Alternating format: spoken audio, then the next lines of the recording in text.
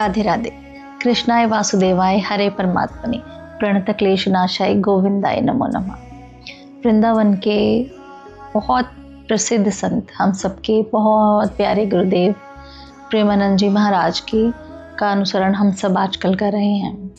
हम उन्हें सुनते हैं और उनकी शिक्षाओं पर चलने का प्रयास भी कर रहे हैं। प्रेमानंद जी ये बात ज़रूर कहते हैं कि कलिकाल में भी प्रभु हैं। अगर हम विश्वास करें तो इस कलयुग में भी परमात्मा है और सतयुग से ज़्यादा जल्दी प्रकट होकर वो हमें मिलते हैं और हमारी समस्याओं का समाधान करते हैं। ये बात बिल्कुल सत्य है। अगर संत भगवान ये बात कह रहे हैं और उनके श्रीमुख से ये बात निकली है तो हमें इस चीज़ पर विश्वास करना चाहिए कि हाँ, कलिकाल में भी प्रभु हैं और वो हमारी सुनते हैं। मैं आपको एक छोटी सी स्टोरी सुनाती हूँ, आप रिलेट कीजिएगा। वृंदावन की मैया की स्टोरी है। वृंदावन में एक मैया रहती थी, बहुत बुजुर्ग थी और वो लड्डू गोपाल की सेवा किया करती थी।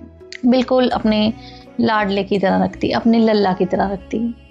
इतनी बुजुर्ग होने के बाद भी वो बाहर से फूल तोड़ कर लाना, माला तैयार करना, श्रृंगार करना, ये सब छोटी छोटी चीज़ें सारा दिन उनके साथ लगी रहती। अपने लल्ला के साथ ही व्यस्त रहती। उन्हीं से बातें, उन्हीं से दुख, उन्हीं से सुख, उन्हीं से हंसी खुशी। और उनके जो बहू और बेटा थे वो थोड़े से व्यस्त होने की वजह से लड्डू गोपाल की तरफ इतना ध्यान नहीं और अपनी मैया की तरफ इतना ध्यान नहीं दे पा रहे थे। तो उनको था कि ठीक है, थोड़ी बुजुर्ग है तो थोड़ी सठिया भी गई है तो सारा दिन इन्हीं से बातें करती रहती है और धातु का एक खिलौना ही तो है, उसके अलावा है भी क्या।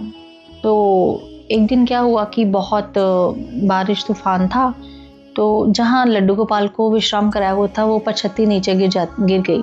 अब मैया के हिसाब से लड्डू गोपाल को चोट आई है, उसके लल्ला को चोट आई है और मैया को दर्द महसूस हो रहा है कि हाय मेरे लल्ला को चोट लग गई, मेरे लल्ला गिर गए। तो उसने अपने बेटे से कहा कि बेटा मेरे लल्ला गिर गए हैं और तुम जाकर डॉक्टर को बुला लाओ या मुझे ले जाओ। तो बेटा हंसने लगा कि मैया कैसी बातें कर रही हो। बहू भी मजाक उड़ाने लगी। तो जब मैया ने सारी रात देखा कि नहीं, मेरा बेटा बहू डॉक्टर को बुलाकर नहीं लाए और वो मेरी लल्ला का इलाज नहीं करवा रहे, तो मैं इस बात से परेशान होकर खुद ही लल्ला को लेकर वैद्य जी के पास चली गई। पीछे पीछे जब उनके बेटे और बहू ने देखा तो पीछे पीछे वो भी चले गए। जब वहाँ जाकर वैद्य जी के पास गई तो वैद्य जी ने पूछा, हाँ मैया क्या प्रॉब्लम है, बताइए क्या चेक करवाना है आपने। तो वो कहने लगी मेरी लल्ला को चोट लग गई है। तो वो कहते लाओ, कहाँ है लल्ला, बच्चा तो कहीं दिखाई नहीं दे रहा। कहती नहीं। जब उसने अपने झोले से लल्ला को निकाला और कहा कि ये देखो, ये है मेरा लल्ला और इसको चोट लग गई है और ये ऐसे रात को गिर के सारी रात चोट की वजह से आज बुखार भी है। तो डॉक्टर तो पहले थोड़े से अचंभित हुए, परंतु उन्होंने फटाफट से मैया का दिल रखने के लिए, मैया के भाव को देखते हुए उन्होंने जब चेक किया तो सच में धड़कन चल रही है। तो डॉक्टर के तो हाथ पैर ठंडे हो गए कि ये कैसे पॉसिबल हो सकता है, ये संभव ही नहीं, एक धातु का खिलौना है, उनकी धड़कन कैसे चल सकती है। परंतु ये सत्य था और जब ये चीज़ उनके बेटे और बहू को पता चली तो वो बहुत हैरान हुए और मैया ने अपने लल्ला को गले से लगा लिया।